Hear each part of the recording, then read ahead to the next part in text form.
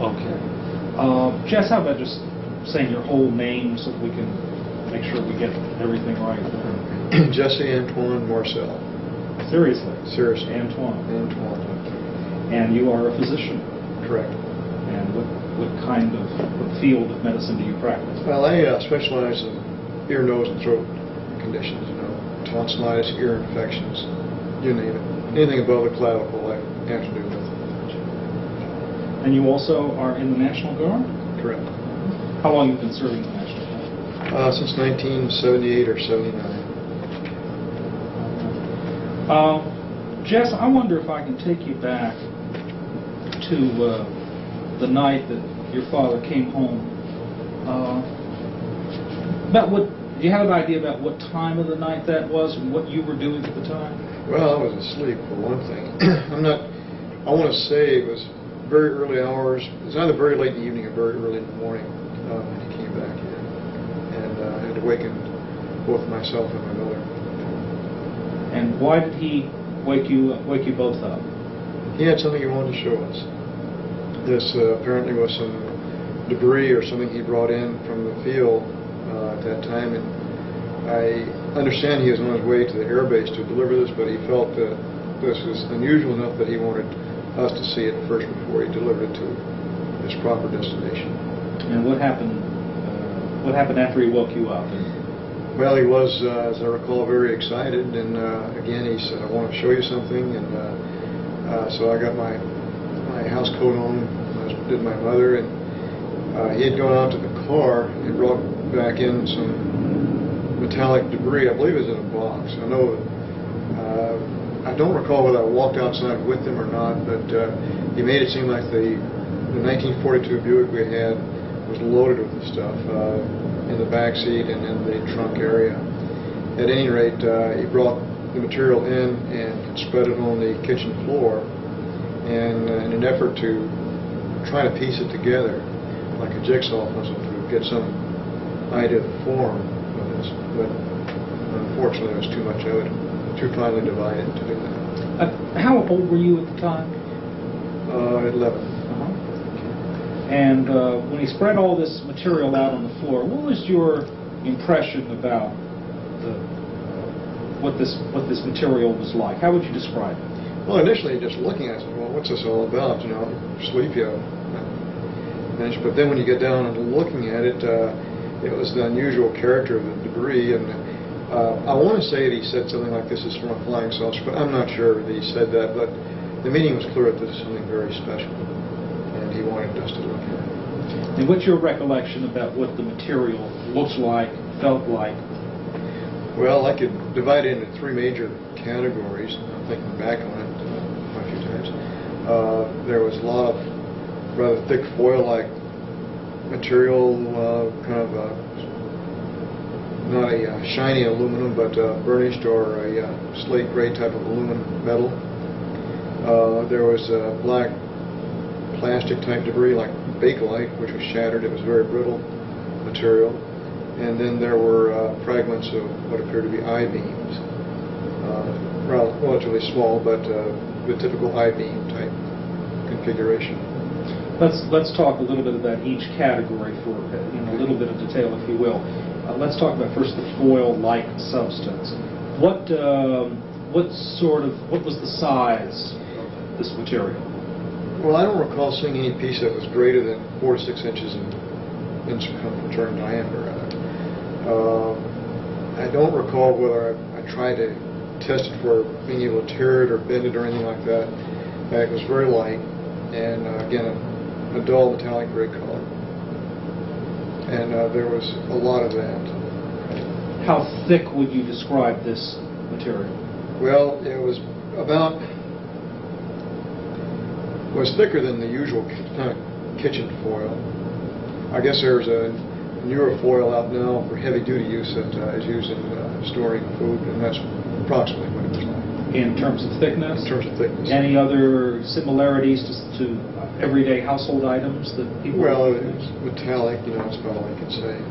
Not shiny. And the pieces of the foil-like substance, what shape were they? Well, it was shredded, at least torn. So irregular in shape? Irregular, right. And there was a lot of this material? Well, enough to cover the floor with. Was this... and more, because there was a lot more left in the car. Okay, that's what I was going to ask. He didn't bring in all of them? No. That was only one portion in the car. Okay. The weight of this material you described as light, would you say that it was unusually light, lighter than you would expect, or heavier, or anything at all unusual about its weight? Well, feathers. Very, very light. Very light. In other words, you could take a piece and it wouldn't just fall to the floor, but it kind of drift down fairly slow like a feather almost. No, that's very interesting. And did you actually see that? No, I did not, but this is what I would have thought it would be like if I would have done that. And I felt like drifting very slow. Light as a feather. Interesting. What you described as almost plastic or bakelite-like material. Tell me a little more about that. Well, it was black, brown in color. Again, irregular pieces. About a 1/16 of an inch, maybe a little bit greater in thickness. And brittle. At least I suspect it was brittle because it shattered like glass.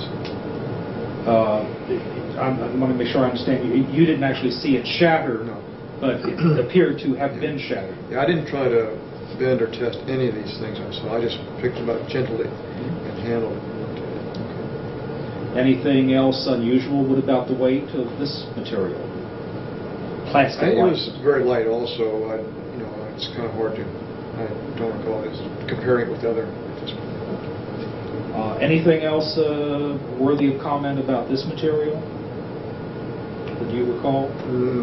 Basically just the description of color, shatter type, bakelite material. Yeah. Now how about what you described as I-beams? What were those like? Well, they were, again, looked like the same type of material that the foil-like material is made of. Metallic, dull gray aluminum, except very light again. I did not try to bend it or stress it in any way, although the piece I remember looking at was about 12 to 18 inches in length. Both ends, I think, were shattered or broken off, wasn't as clean cut. And the material thickness appeared to be about a 1/16 of an inch thickness. And what color was it? Again, it's a dull gray, like a flat aluminum finish, I guess would be a good way to describe that. Metallic? Metallic, definitely metallic. Okay. Anything else unusual about this particular piece of material? Well, the most unusual part of this whole thing was what was on the I-beam, on the inner surface of an I-beam. Because as you look at it head-on, there appeared to be a type of writing on the mainframe itself. This writing was definitely a purplish violet hue. It did have an embossed appearance because you could, if I recall, you could rub your finger on it and you could tell it had texture. I don't recall seeing any lines or letters of any kind, but it was more like geometric shapes. Or, well, it's hard to describe it. It was curved geometric shapes. There might have been some triangles and circles, but it was solid. Is it possible you might have mistaken it for Russian, Japanese, any other language? No way. Anything like hieroglyphics? Well, in my first impression was this is Egyptian hieroglyphics, but I knew enough at that time to know that it wasn't, because hieroglyphics usually have some animal symbols in it also, but there was none. And the lettering, or we can call it lettering, of these symbols. Individual symbols. They were not connected. Okay. They were in color? Yeah, yes. But they were on a surface that was what? Well, the surface was the same color as the rest of the dull metallic gray. So it's just the symbols that were in a kind of purple pink. That's right. That was the color that caught your eye. Hearing all this mass of metallic gray pieces, here's this flash of color. What do you recall your father saying that night about how he came into possession of this material?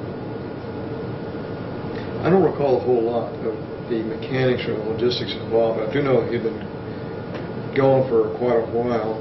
I'm not sure exactly how long he'd been going even, but if I remember saying something about this came from a crash site or from some Bellows Ranch or northwest of Roswell. And you said at the outset that he appeared to be excited. Yeah, that's the reason he got us up out of bed. Why was he excited about this?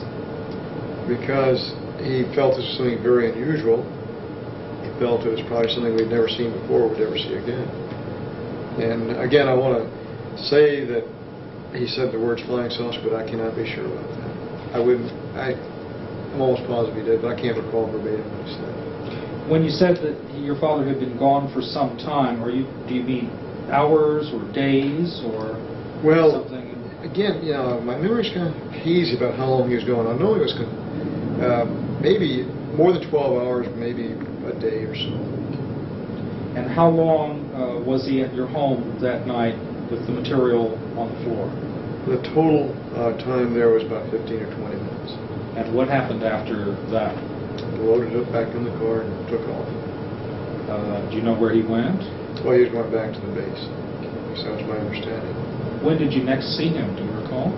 I think it was the next day, although I'm not absolutely sure about that either. And did you have any conversation with him about what had transpired since you had seen him last? Well, he would... I'm trying to recall those conversations. I don't know that we had talked about it very much afterwards. The initial excitement had worn off, and then the whole deal kind of was put to rest.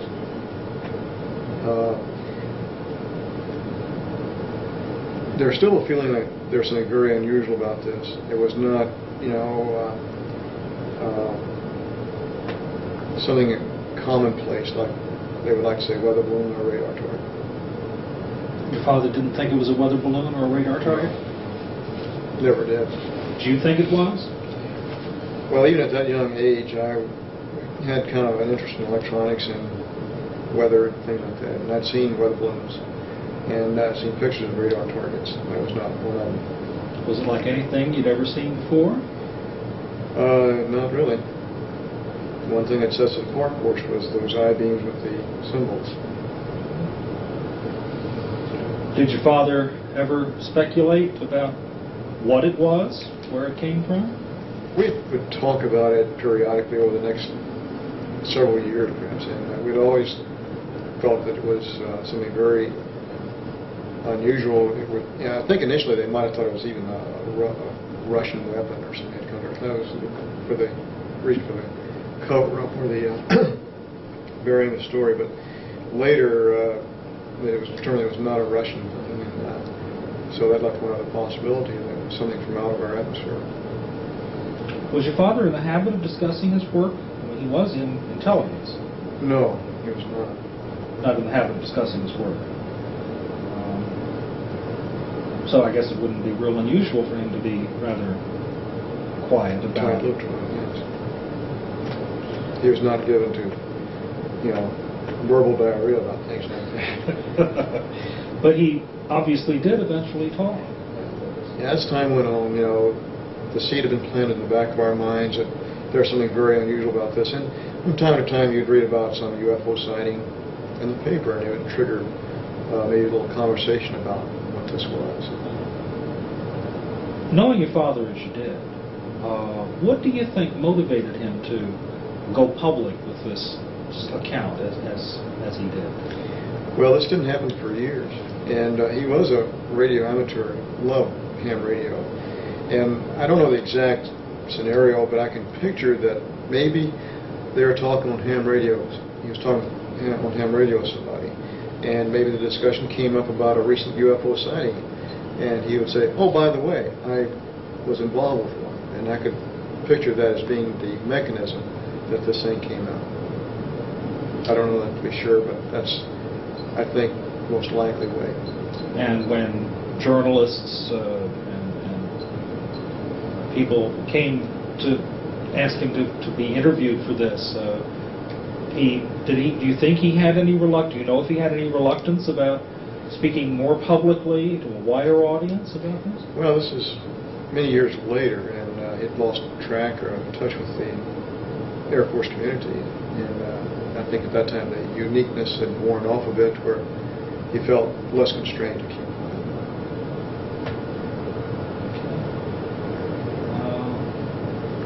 Kevin, I don't have any more questions. Anything that we failed to cover that's important? When your dad came home, did he ever suggest you weren't supposed to talk about it? Was there any kind of discussion about what was said at the base and let's not talk about this anymore in those first few days? I don't recall that exactly, but I think the implication was there. That it's over with, don't say anything more about it. At least don't even bring it up.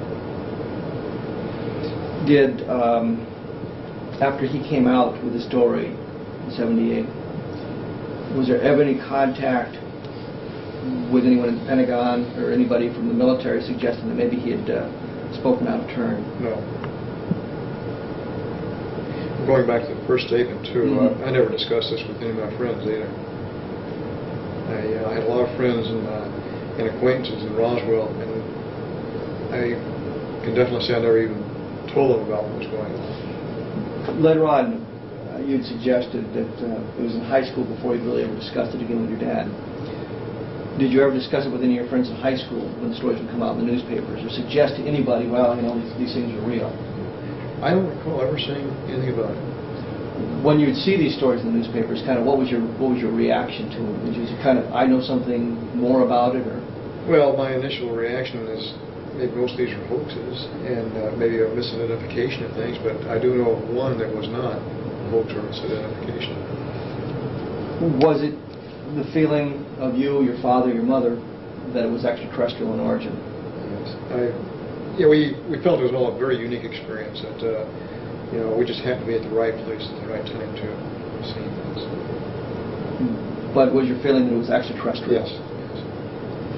Actually, my own personal thoughts was, after we started sending satellites around, the Russians in 1957 with the Sputnik, I felt that maybe this was a probe that happened to land on our planet from someplace else. From another planet. From another origin.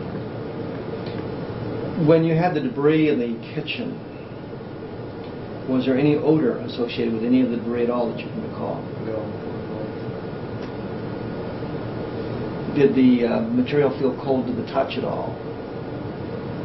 Well, it was metallic, it was a hot night, so it didn't, I'm sure it's the ambient air temperature, whatever that was at that time. Is there any possibility that your dad might have slipped a piece out of the box to keep for his souvenir? No possibility. He'd never think of doing something like that? Not at all.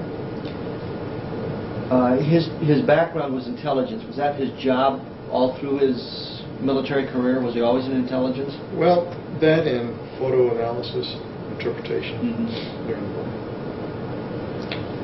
Now, did there have been stories that he flew as a gunner? Well, he did man the guns, I know that. I think what happened, he was a navigator, or he went aloft many times to view the bombing runs personally, despite the fact they had photographs, but he'd get more information by being there on the site. And I do know one time that they were shot pretty badly, and he had to take over a pair of the guns. He must have known how to man 50 calibers for some reason. I know he did that. He described sitting on an empty box of ammo and having some slugs go between his legs through the box from a Japanese firing at him. and was quite excited about that, I imagine. And another time they were shot down. They had four engines shot out of the plane, and the B-29 doesn't fly very well on two, and then the third one gave up. They're going down like a rock. Did he have to bail out, or did they? He bailed out, yes. Bailed out. So his military career, he was basically in intelligence mostly for his for his military career. And he would get stick time as as a pilot too, as much as he could. You know, a non-rated aviator type. We know how that works. Yeah. There are many stories about his military career. He did not stay for the full 20. No, he did not.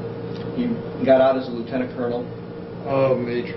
He was given a reserve commission of lieutenant colonel, but he was on active duty as a major. So he never served as a lieutenant colonel? He never served as a lieutenant colonel. I know a lot of the reserve papers he got to him was addressed to Lieutenant Colonel Jesse Marcel, but he never had the privilege. The lieutenant colonel. So he got out. He had no military pension. No. He got out of the service, went back to home in Louisiana. Was a TV radio repairman, or right. Owned a radio, television, and sales service. And that's what he did until he retired.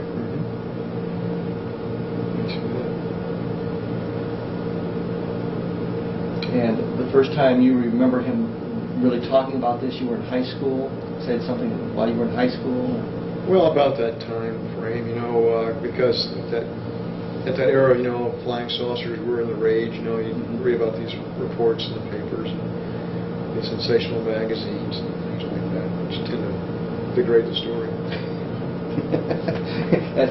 So as if we need that sort of thing.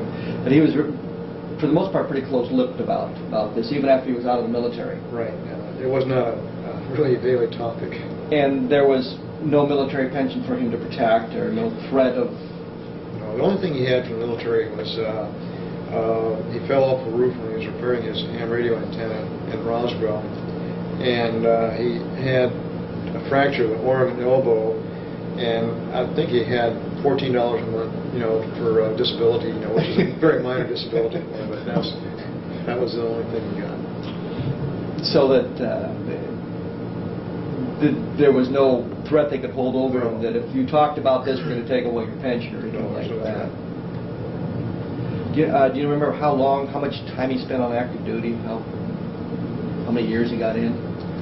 Well, I know he went in 1942 and stayed till 1949 or 1950. So 7 or 8 years is all. And there was the story that's been published that he wrote the speech for Truman when the atomic bomb was exploded by the Soviets. Any truth to that, or he provided the intelligence information for the president? I have a vague recollection of something of that nature, but I don't know that he wrote the speech. But I do know that he was in on preparing something, gathering information. As part of this intelligence function. Right, yeah, but that was not really a subject of conversation. Did you ever notice your dad, or did your dad ever break security other than this one time when he brought the material home? Although he really wasn't breaking security since it wasn't classified yet. But did your dad ever break security at all that you recall? One other time, yes. And that would be when? I don't know whether one. I guess I hate to bring that up, though. I don't know whether. Okay. But so, as far as you know, your dad really never broke security. Right. He never really talked to the neighbors. He never talked to friends about what he was learning with his job. No, it was all pretty emotional.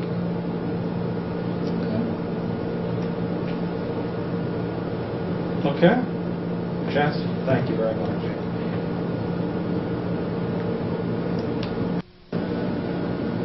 I'm just going to ask you some questions just to get you started. No. Okay. Vern, tell me about your relationship with Barney Barnett. How did you know Barney? I first met Mr. Barnett. I was with the 333rd Bomb Group in Dalhart, Texas. At that time, Mr. Barnett was living in Mosquera, New Mexico. I met him in late 1943. I was on a bomb drive for the squadron commander out of Dalhart, Texas. So you both were in the service together? Oh, we were not in the service together. He was a civilian working with as a civil engineer at the state of New Mexico. And what kind of relationship did the two of you have? Well, Barney didn't have any children. He'd raised a niece. He sort of took me under his thumb. And during the visits, he treated me just about like a son. So, pretty close relationship. Real close relationship. I understand around 1950 he told you a story about something that had happened sometime previous. Can you relate that story to us? Yes.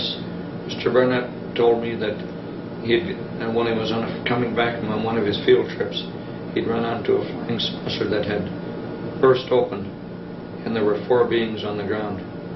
And that he was surveying the site at about that time as archaeological group from the University of Pennsylvania come on the site. There were about 4 or 5 people with this group. As they were just starting to look things over fairly closely, the military moved in and gave them a briefing to not say anything about it and to keep quiet, and that it was in the national interest that they get out of there.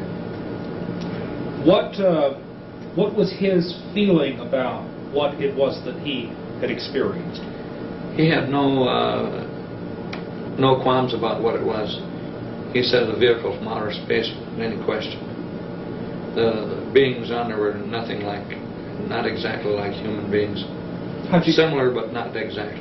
How did he describe them? He described them being about 3.5 to 4 feet tall, very slim in stature, and with their heads were hairless, with no eyebrows, no eyelashes, no hair, and sort of a pear-shaped head, with the top of the head being smaller, or larger, I mean. Any other characteristics about their appearance? Only one thing that he mentioned is the hands were not covered. They had 4 fingers. How were they dressed? They were dressed in some type of a tight-fitting suit. It looked like sort of a metallic, but not metal and not nylon. And it fit to the body very closely tight. But they were not wearing any headpiece at all. And I don't recall that he said anything about what they had on their feet. Were all of these beings dead when he found them? They were all dead in only a short distance from the craft. The craft had burst open, and he said that they hadn't seen anybody inside, but they really hadn't had a chance to look. These were all outside the craft and quite close to the craft, within not too many feet from the object. How did he describe the craft? Typical flying saucer. Disc-shaped? Disc-shaped, and of pretty good size, not small. It was a craft that probably could have carried quite a few beings. It wasn't one of the little small discs that was reported in somebody's place. It was probably 100 feet. Big. Really? How did he describe the impact site, if at all? He said it had come to rest sort of on not a high bank, but sort of a ridge or a bank, and had hit against the bank. It had split there. But otherwise it was intact.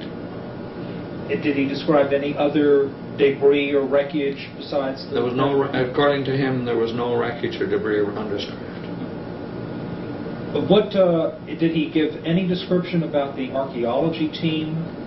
Nothing, except there was 4 or 5 people. And they were obviously there for a dig, and they had just come upon this just about nearly simultaneously. He just arrived there, and here they come. Any names of any of these individuals? He didn't have any names, because the short period that they were there, and by the time the Army rounded them up and told him to get out of there after they briefed him what and not to say and so on, he got his pickup and headed back for his office.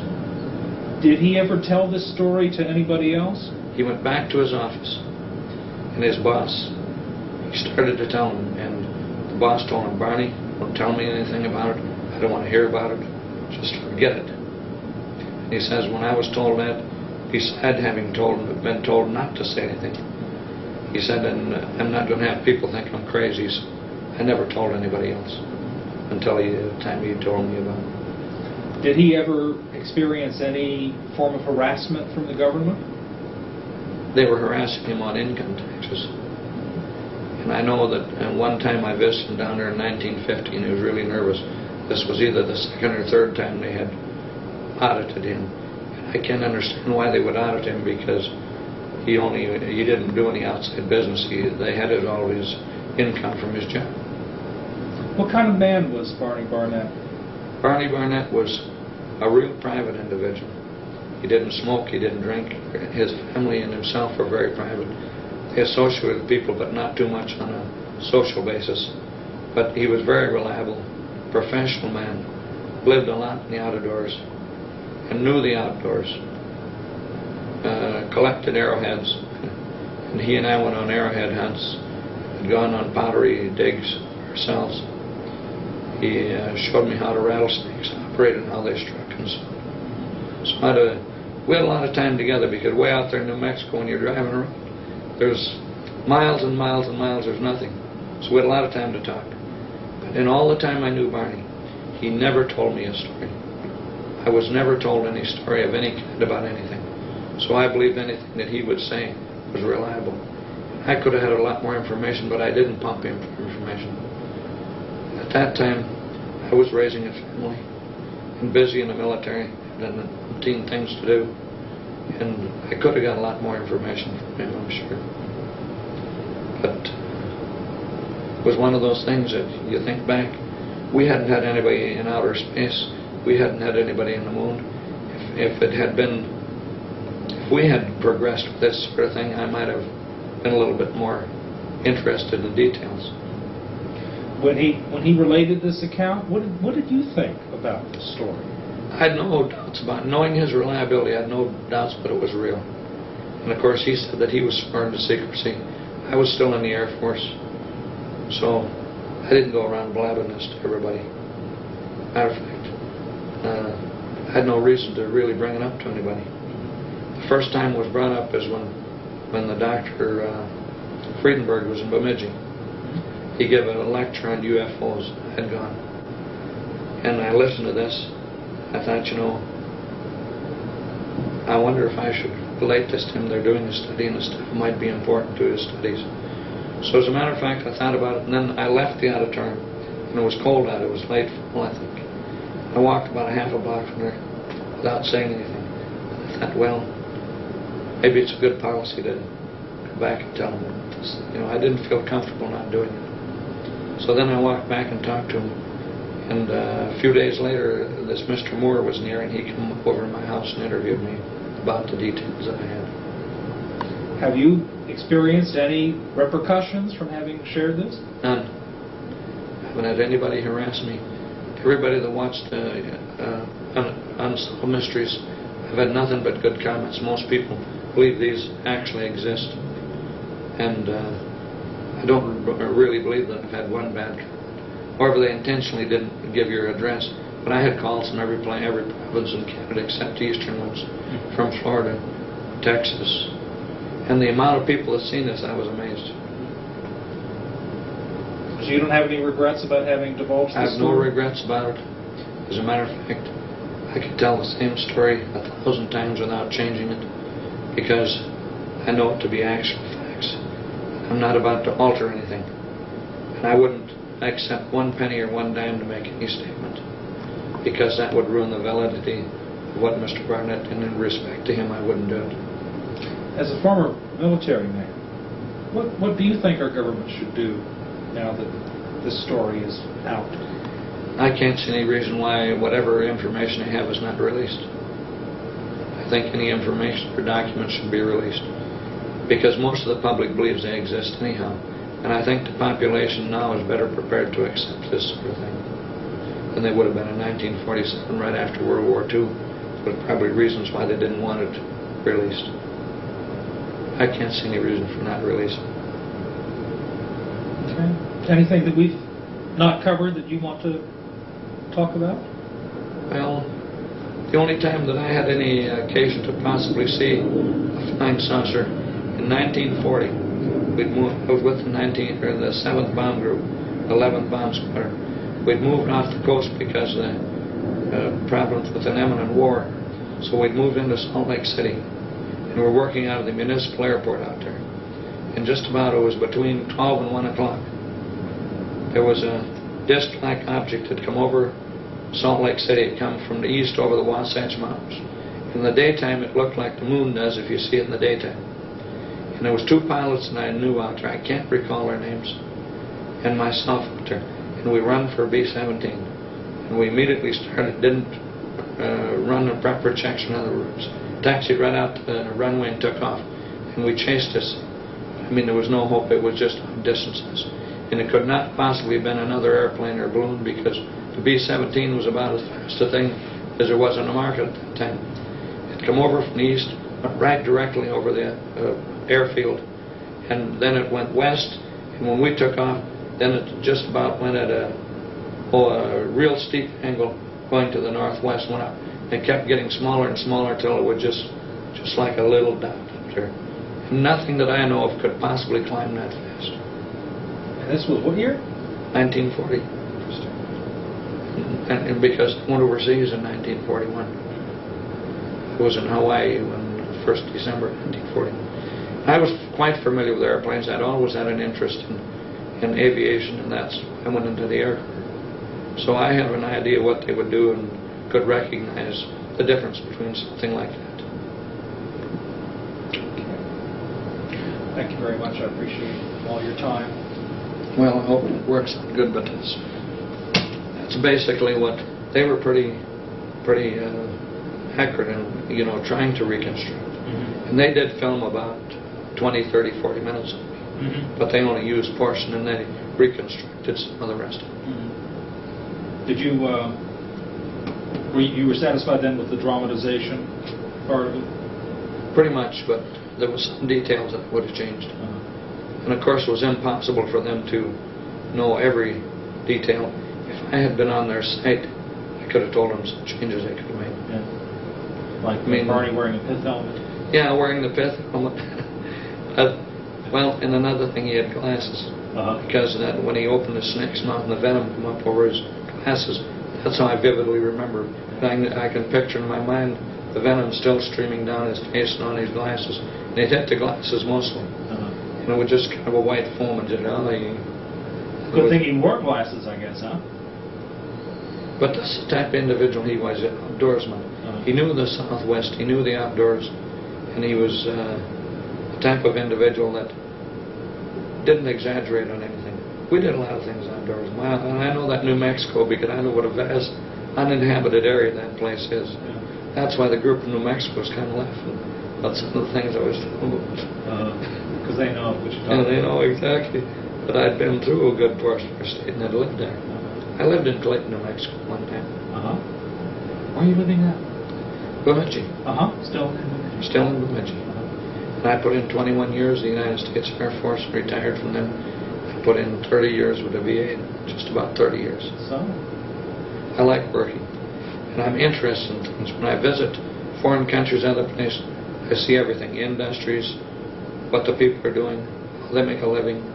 I'm not one contented just to sit back and go and lay in the sun somewhere or go to the beach, whatever. Yeah. I just like to get in the mainstream of things. I'm interested in what's going on in the world and out of this world, too.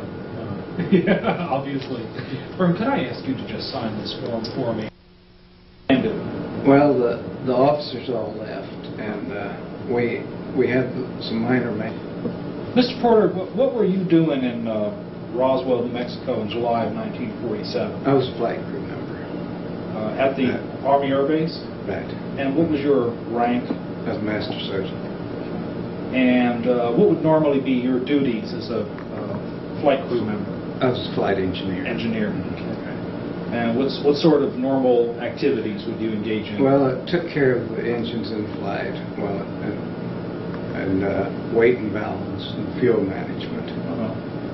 And did you log in a lot of hours in doing this? Right. What craft did you usually fly, sir? It's a B-29. Exclusively? Yeah. Okay. Then. All right. I understand that something rather unusual happened in July of 1947 at the base, and you were involved in the flight. What happened that day that you recall? Well, we flew these pieces. They told us it was a parts of a flying saucer, and we flew from Roswell to Fort Worth. And we started out. They told us we'd be going to Wright-Patterson in Ohio. And we got to Fort Worth, and they transferred them to B-25 and took them on to Wright-Patterson. And what did you do then? Then we returned to Roswell. Okay. Who do you recall was on board that B-29 when you left Roswell? Colonel Jennings was on board, and Colonel Barraclaw, Major Wunderlich, and Major Marcel was the ones up front. Okay. And who was it who told you that these were pieces of a flying saucer? I don't remember just who it was, but it must have been Captain Henderson. Okay. What did you think when you heard that? Well, it was first I'd heard of a bunch of flying saucers. So it didn't really mean a whole No, lot, it I didn't. guess. What was it that was actually loaded on board that you saw? Well, we had it's just packages in wrapping paper, and one of them was triangle shaped, about 2.5 feet across the bottom, and the rest were in smaller packages, about shoebox size. The triangle shape, is that an unusual kind of packaging? It seemed to be. Yes. And this was brown paper on the outside? Right, with tape. And did you actually load this stuff? Yes, right. What was your feeling when you... Well, just like picked up an empty package. Is that right? Right. Very light. Right. From feeling the package, did you have a sense of what it was that was underneath the brown paper wrapper? Not really. Just brown paper and tape, but very light. Right. And approximately how much of this stuff did you bring onto the B-29? Well, it's the one triangle-shaped package and about 3 shoebox-sized packages. Oh, so it wasn't... Not very much. Okay. I don't know, if we were to... Can you give me an idea about what the volume of all of this would be? Well, it's... Could you put it in, say, a back seat of a car or yes. the trunk of a car? Yes, it's just small packages. And you took a B-29. Was it necessary to take a B-29? Well, that was the transportation, I guess. That's all you had. Right. Okay. And what did the fellows talk about on the way to there wasn't much talk.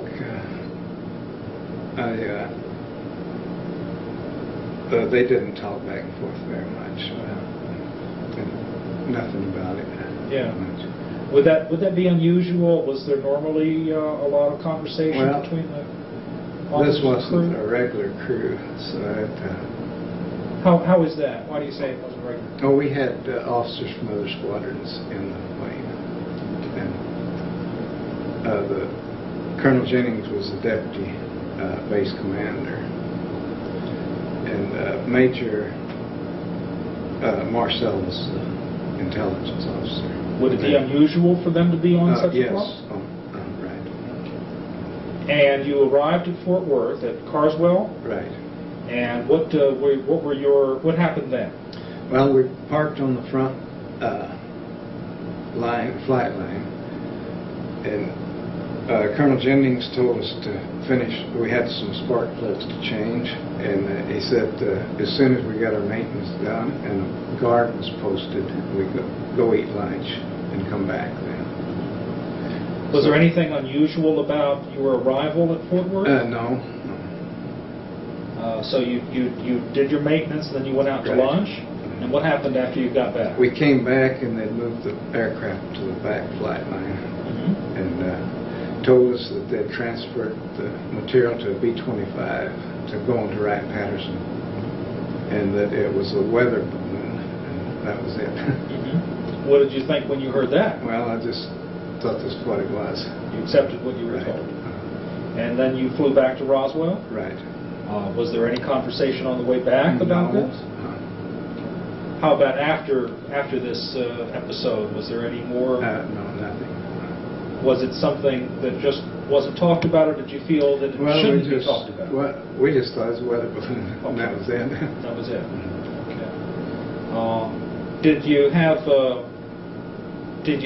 When did you first share, or when were you asked about your involvement in this? In 1979. Stan Friedman called me in 1979. And what did you learn anything more about this than you had known before? Not a whole lot, no. Does it surprise you to know that Jesse Marcel at least said that it was not a weather balloon. Well, not really. I never thought much about that.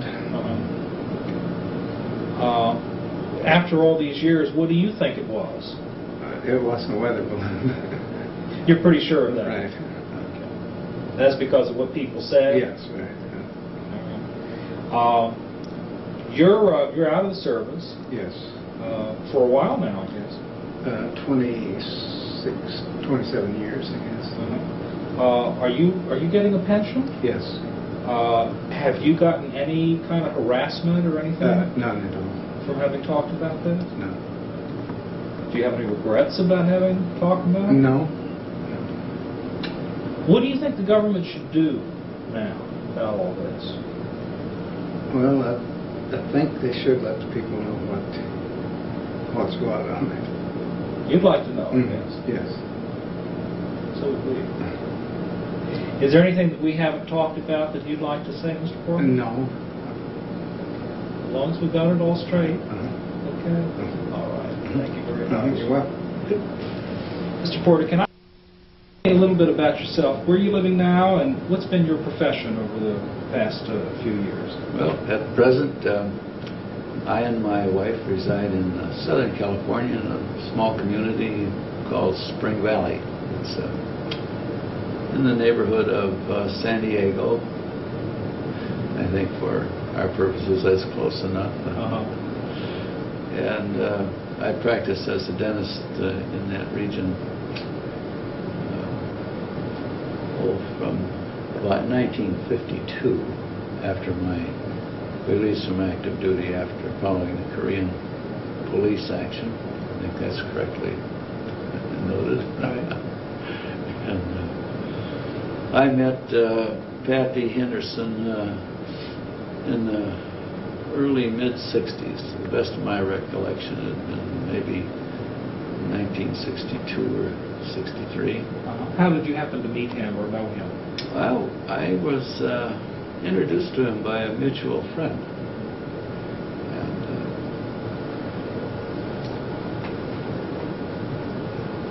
we were, of course, one of my other vocations other than dentistry has been practice of studying metallurgy.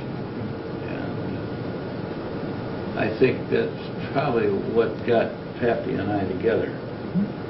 And as the years went along, I went into other ventures. I wound up actually joining one of his because it really proved to be interesting, and I described that fully at our meeting today. And I don't know what else to say. We gained a great deal of respect for each other, and I trusted his judgment as he did mine, I guess. Just was a very nice relationship that we developed. And when did he tell you about something that occurred that was very unusual in 1947? Well, it was as near as I am able to tell. It would have been, and I think it might have been perhaps the 30th anniversary of that event. Because it was right about that time in the summer of 1978. Okay. And what was it that he related to you as to what had occurred? Well, and he, of course, we will understand, we were in a public place where we met frequently, but we did speak in quite in a great deal of privacy, let's say. And he told me about the Roswell incident. When that incident occurred, why, I happened to have been in a period of inactive duty in my naval service, and I was living in northern Minnesota. And I guess the wire service never reached me.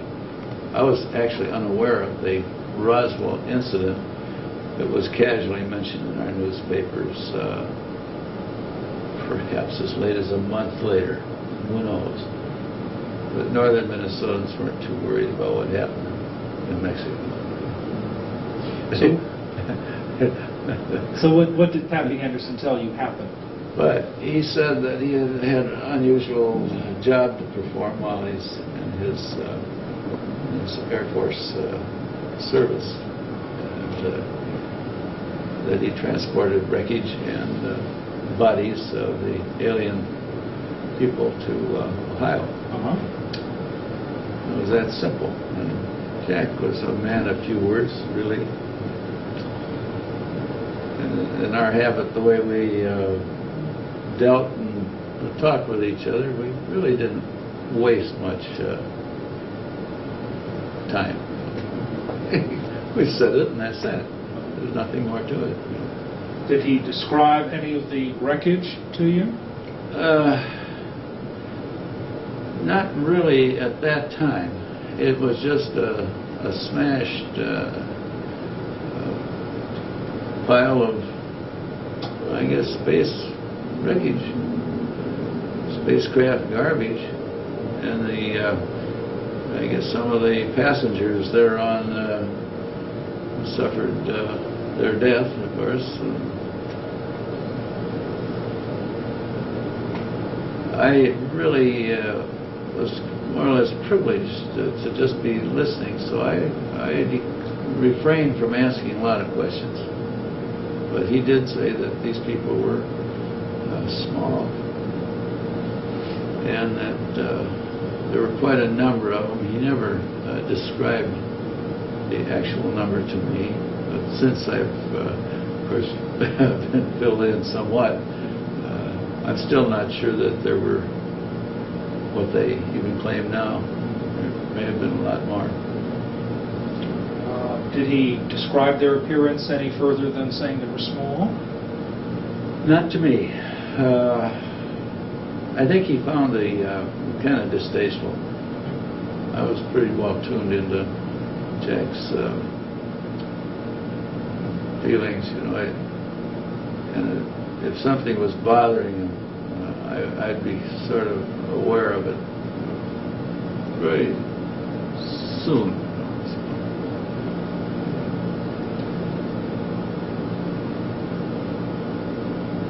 Do you know what kind of craft he flew to Wright-Patterson? Well, as a Navy man, I wasn't too familiar with what the Army Air Corps, later Air Force, had. You know, my experience with airplanes ended with the Taylor craft and Pipers and Aranca sedans and things like that. Pre-World War II, things that I flew. The rest of it is lost. But it was one of the Bs, B-29 perhaps. Did he say what his takeoff point was? Well, I assumed it was Roswell. He did not say to me where it was from. But that he did say that he was going to Wright-Patterson. Yeah, that's where he did say, and he said that the remains were there, and he said very likely in a frozen state. Which would lead me to believe that, that being the case, that autopsy work was being planned, and would have undoubtedly been performed. So. Did he relate any information following this flight that would shed some light on what the wreckage or the bodies were all about? No, it was perhaps a year later. We were meeting again under about the same circumstances. We decided to have a game of pool, and when we had a little break in our game, why he produced this piece of metal for me to look at. He said, what do I think of it? I said, well, it's different. And I felt it, and it did feel different. And I studied it some, and was able to determine that its the metal structure was different than alloys like we have in our aircraft, for instance. And of course, he did preface his question by stating this was from this craft. Apparently, I think it was a case of appropriation that he acquired this, for future study, perhaps. At any rate, I gave it a good, thorough looking at and decided that it was an alloy that we are not used to, or we don't think we do. But there is a possibility we may be able to come up with something like it. And what do you It's a very big, roundabout statement. I understand. How about describing it for me? What did it look like, feel like? Well, it was a lustrous, a gray lustrous metal that resembled aluminum. It was lighter in weight and much stiffer. If you're familiar with aluminum alloys like ST37, it's a very stiff, tough aluminum. Well, this was harder and stiffer than that. Could you bend it? No, not, and I didn't want to try. The edges were pretty sharp, and Jack didn't want to let it out of his personal ownership, So I couldn't take it into my lab and do some testing on it, which I really would like to. Number one, I'd like to have found out what it would take to machine it. In other words, in machinist language, to mill it. That decision came as a result of our having made an alloy similar to it, which up to this point no one's been able to scratch it, so to speak. But that's kind of beside the point. But I think this is one of the reasons that Jack showed me this piece, because our association had gone on quite a few years, and he trusted me, and I didn't tell anybody about it.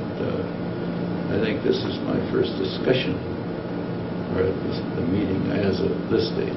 Publicly.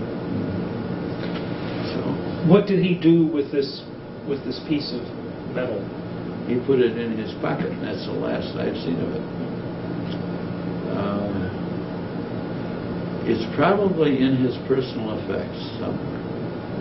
His wife states that there's many boxes of his things that she has gone through or opened or looked at. So could be that that piece is there, and I'd certainly recognize it if it were.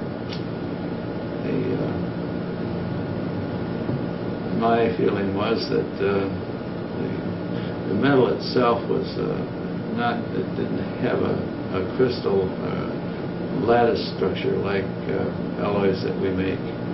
That it was more of an amorphous form, and that the fractures of the edges were more like fractures rather than tears.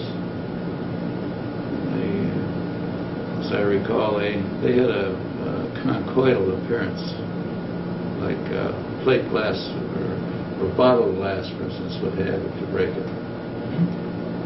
Smooth, concave shapes with real sharp edges. What's significant about that, if anything? Well, it indicates that it's not crystalline,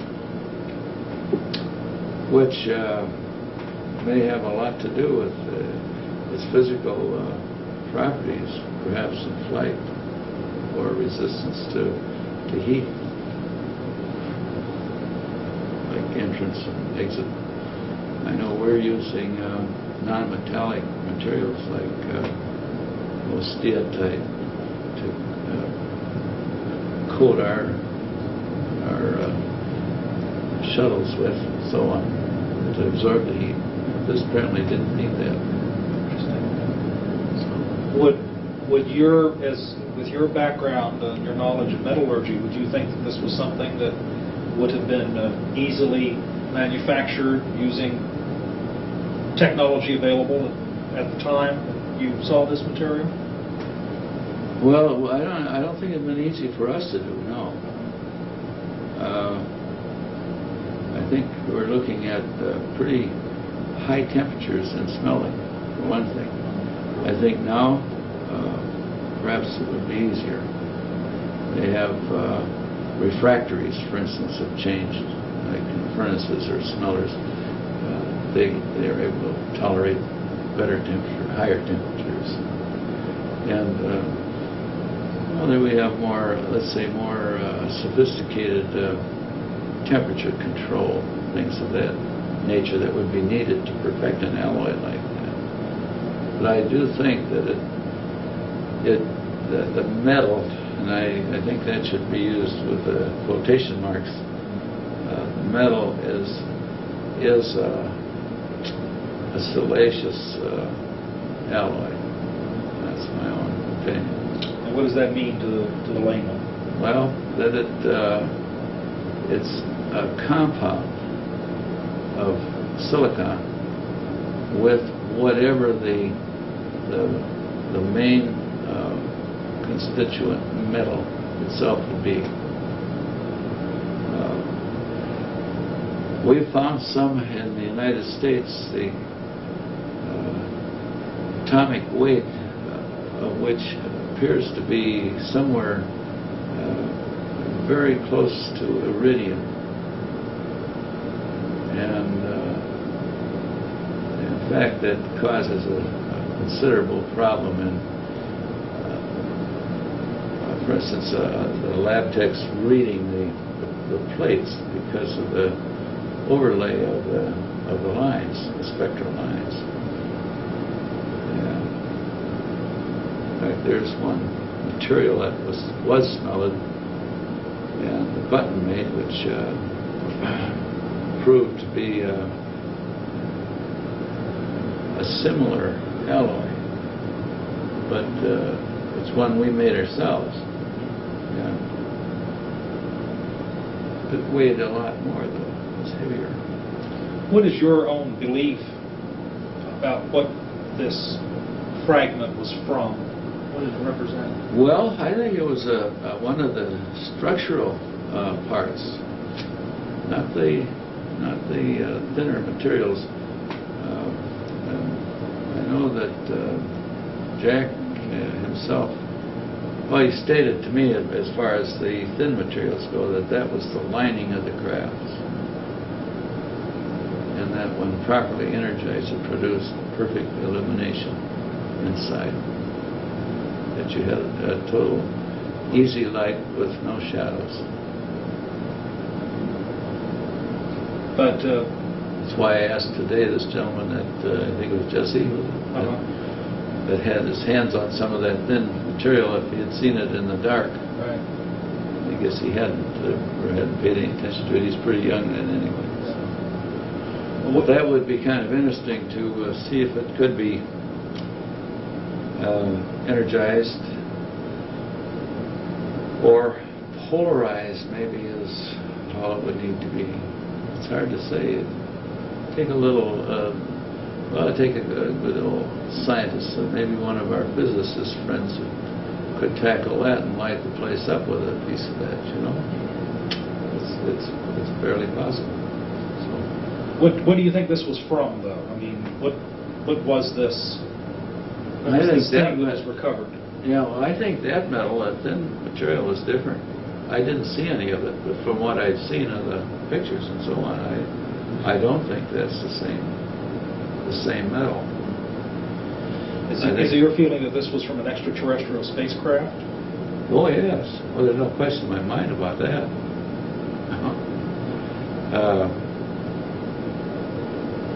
The one craft that crashed and was, as they said, it was just split open. The color of it, the way it looked on that photo, is about the way that piece that I had to look at looked. I'm sorry, which photo are we talking about here? Well, whether it was a drawing or a painting or a reconstruction, I don't really know, but it was here today. I saw that. So. Okay. But that's more or less what it looked like. Slightly mistreated, maybe. You know, by temperatures. No doubt in your mind, though, that this was from outer space? I have no question but what it was from outer space. The bodies? Sure. Well, there's no reason we don't have a franchise on the universe. Yeah. If you're interested in my thinking on that matter, why, I don't think we have a franchise on being the only good guys and or bad guys either, for that matter, in the universe. Obviously, this was something that was considered to be highly secret. Pappy Henderson wouldn't have shared this with you Right. without a foundation of trust. Right. Well, he asked me to observe the protocol to not mention it, which I didn't. I was kind of surprised to find that he'd taken a couple other people into his confidence. But one of which was Bill, who's here today. Also, there is another one that we discovered. This is one of our naval helicopter pilots who's retired now and was aware of what Pappy had seen. But he was pretty choosy about who he talked to, I think. Did he express any feelings about the secrecy aspect, or why it was that he wanted to share this information with? Well, Jack had become ill with adenocarcinoma, and I would guess that he probably wanted to leave it. I think Bill Lounsbury expressed that notion. I think he wanted to leave it just in case he did die, which is worked out he did. But no, he had great hopes that he would be given a ride, and it probably would have occurred by now. It seemed like he had it sort of set up in some way. It's beyond my knowledge of his activity.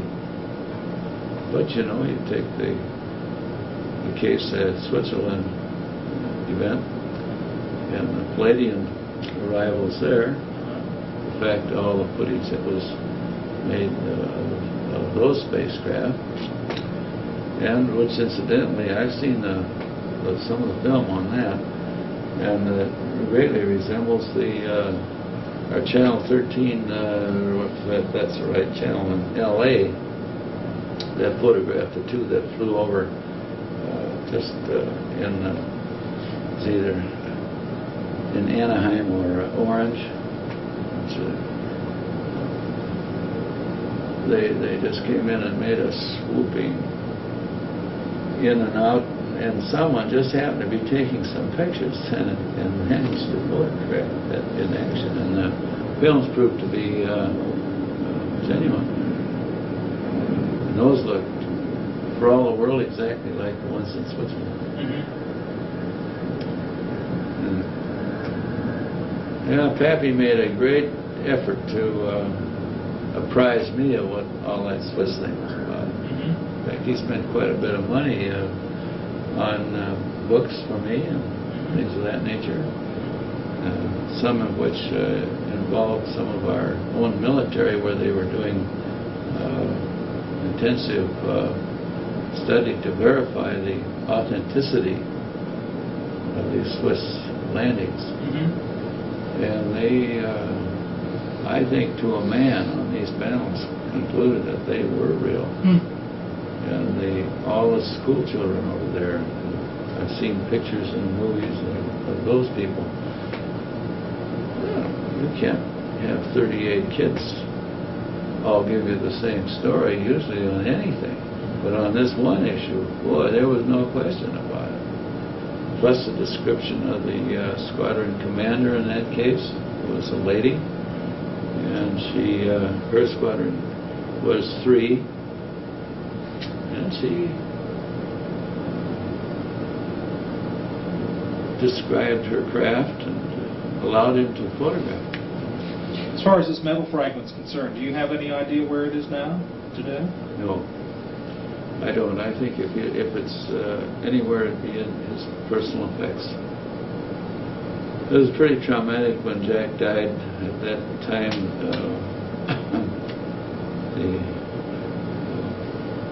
her daughter's mother-in-law was very ill, and so they just packed Sappho up out of her apartment, moved her to L.A.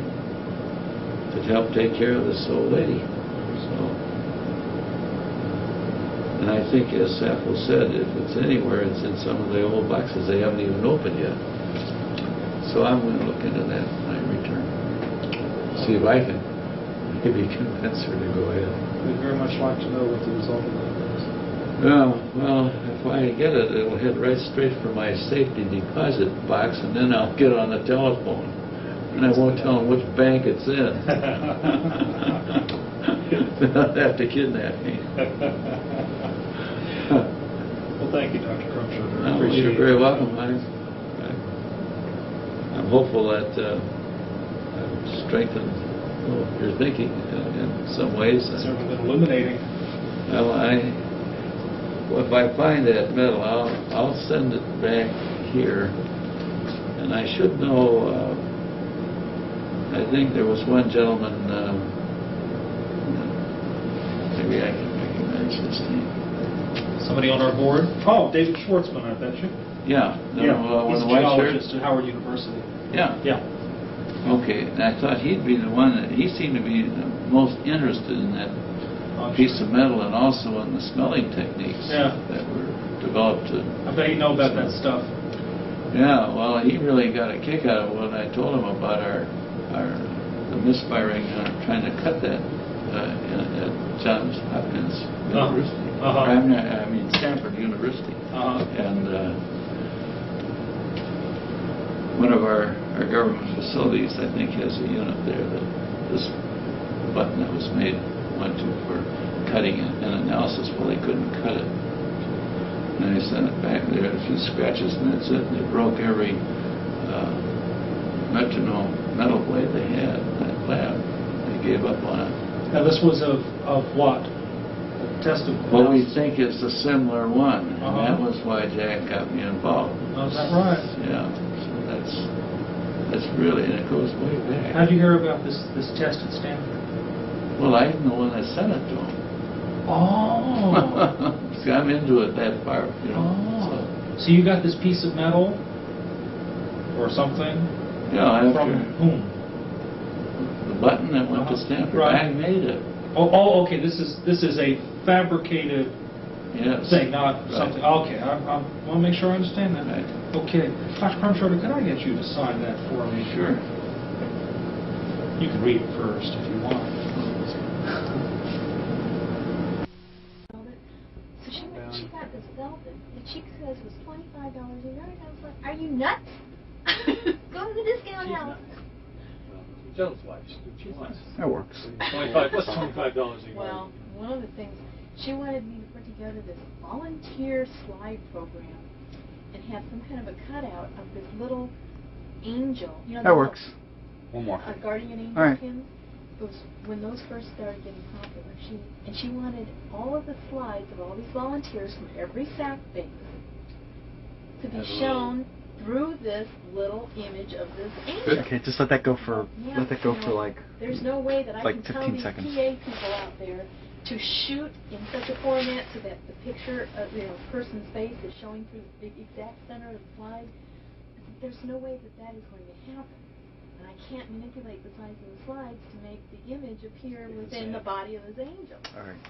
And sitting there, she had tears just rolling down her face. We did it to Heavy Use My Brothers. And I had all the slides, That work?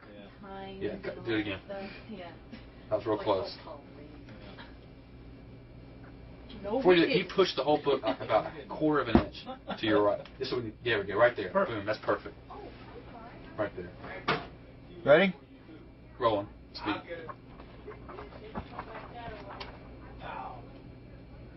I like that. That's cool. Do it one more time.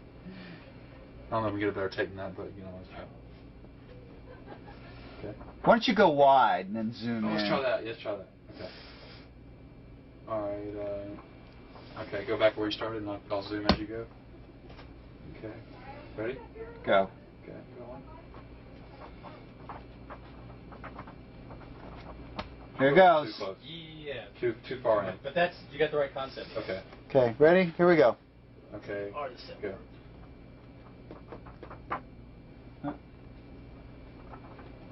Here it comes. Yes. Yeah. Because you can pick it up at any point while the pages are. Right, you can like dissolve into it where you're moving Yeah. it. Let's do it. I think I can nail it a little better.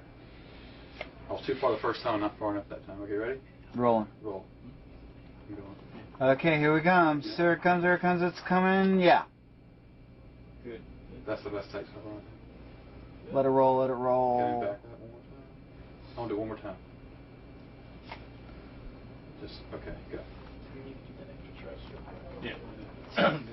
Sort of. Here it comes. All the way low. Nah, we got it. I think We we got got it? it the last time. Okay. Good. How many? Just so when it settles down. It moves that much to start hitting the dang recorder. Okay. Right, you got the sticks there. Thing all the way up. Try it slow. That was a good one right there. Try it one more time, slow.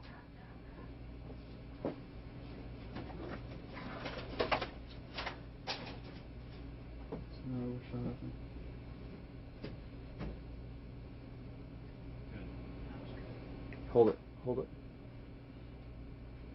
I want to do it one more time.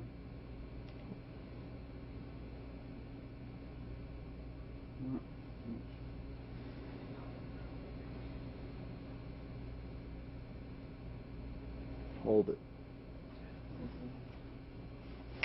Okay. Good. Alright. What did we say we wanted to do? We wanted to do the books, American separated from international. You gotta figure where I'm gonna. Yeah, that's pretty much in that. Ready? Yes. Ah, didn't hit it. Yeah, and quicker. Bang, bang, I think I can be tighter. What do you think? bang. Yeah. So it's just So like. I'll be able to read. And that last one should go on top. The paperback book look like that should be the last one you throw down because it has UFO. The one with the most Japanese writing on it. Ready? Yes.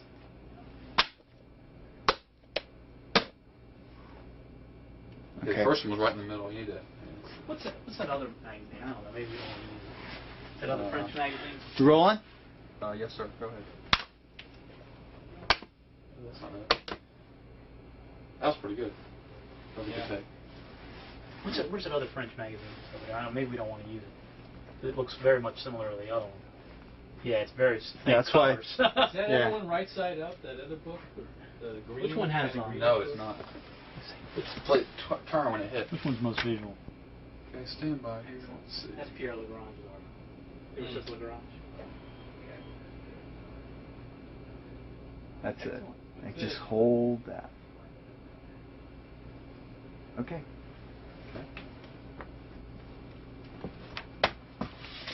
There you go. We got the.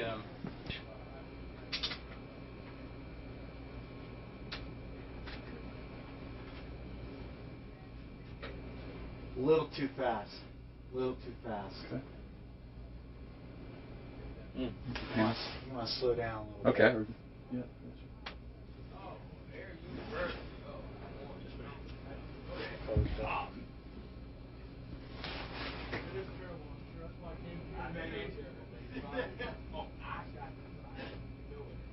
Maybe tilt down, Scotch. Okay.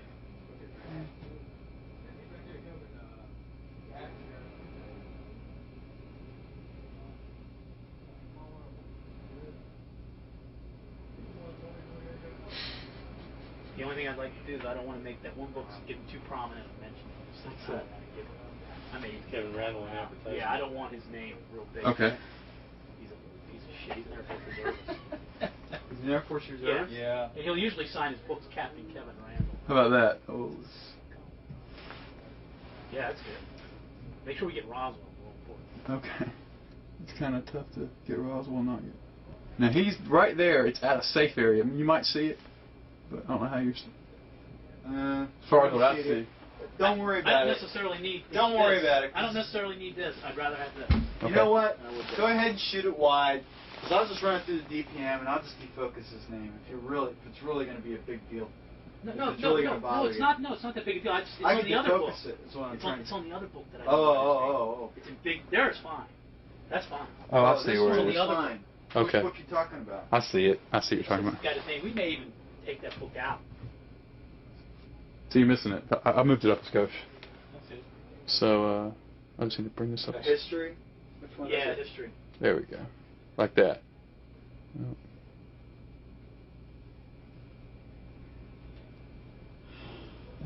There you go. No, I'm just... Alright, we'll talk. Mm. This is fun. I've had so much fun. Fun for me. I'm usually just sitting there banging away for work.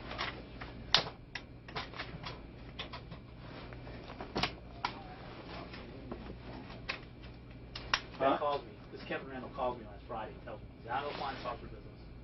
He's now in the buried treasure. This thing is just not happening. And then Friday night, somebody mailed me a video. Some Friday night what? Friday night, one of my associates in the UFO world mails me a video that he just released and selling for $30. He just got done telling me Friday afternoon that he had it. He's the O.J. Simpson. It's just a scum. Just to say anything. Oh, shoot up and rolling. Doing well. Just gotta bring that.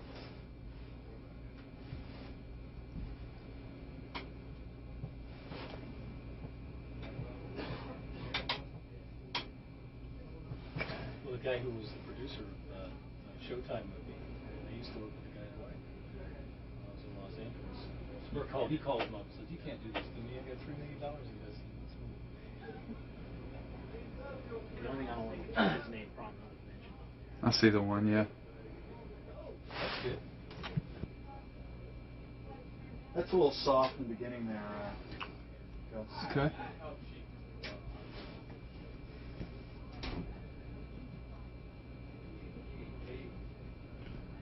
Okay.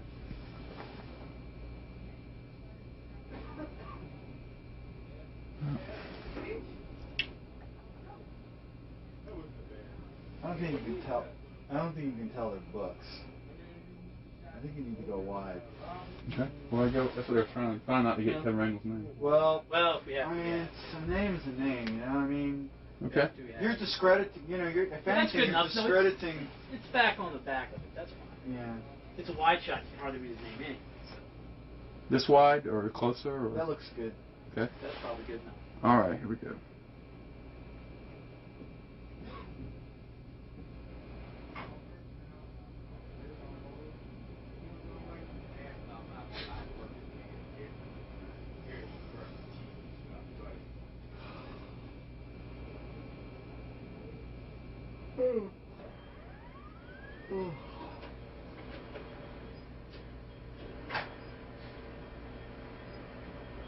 This is like so funny. It's so funny. Because what I've been seeing on TV for so long, and what you're telling me, it makes sense. Seeing both sides, you know. But it's like a game. Good, bad? You know, it's like, I thought it was good. I thought it was great, man. Okay. It was really good. I'll just cut my finger. You got my fingers in there? Yes. Okay. I'll just cut it off into DPM. Okay. And let me shut it. Keep rolling. And just stay wide like that. Because what I'll do is I'll try to get an effect.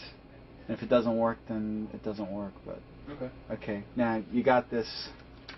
You got this shot, right? Okay, we got that shot. So now we need is where the heck is it? Okay. Okay. Now just zoom in on National Geographic. Okay.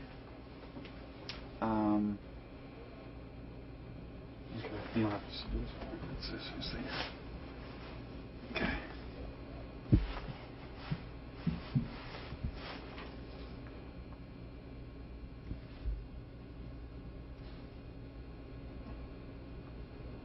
Okay. Okay, and then just zoom out to while I open it up. Go. And tell me. All right.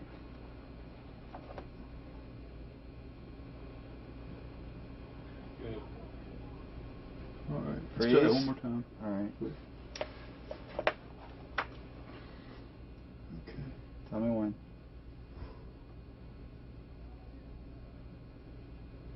No.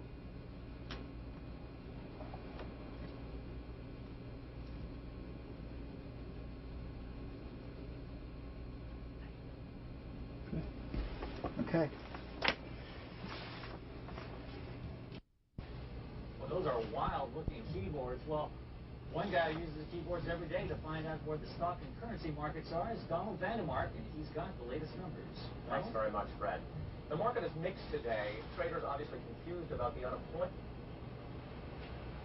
gap, which had supported rival Sailor. Great merchandise. The 7 homeless to come in are not having that much luck because some people just don't want to come in, and as the mayor has said on television, Merchant imports are super competitive rivals.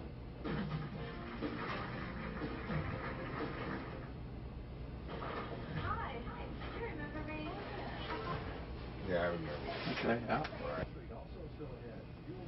Roswell Daily Record.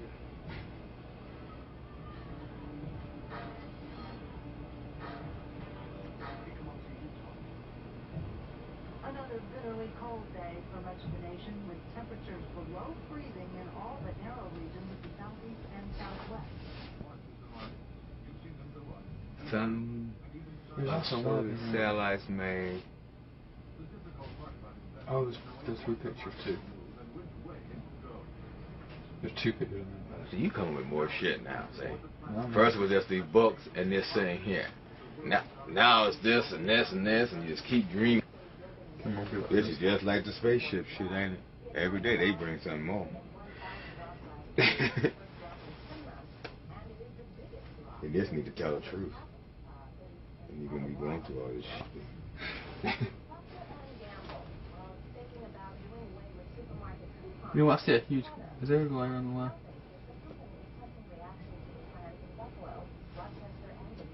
Where? Okay, just like that's better. All right, roll that. Money off coupons, but the company believes they don't promote customer loyalty.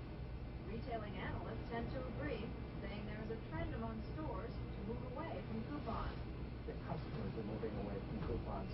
Last year, over 3,000 companies issued more than 300 billion coupons. Only 2.5% of those were ever turned in by a customer. That's about 40% fewer coupons than were redeemed just 5 That's years your ago. session?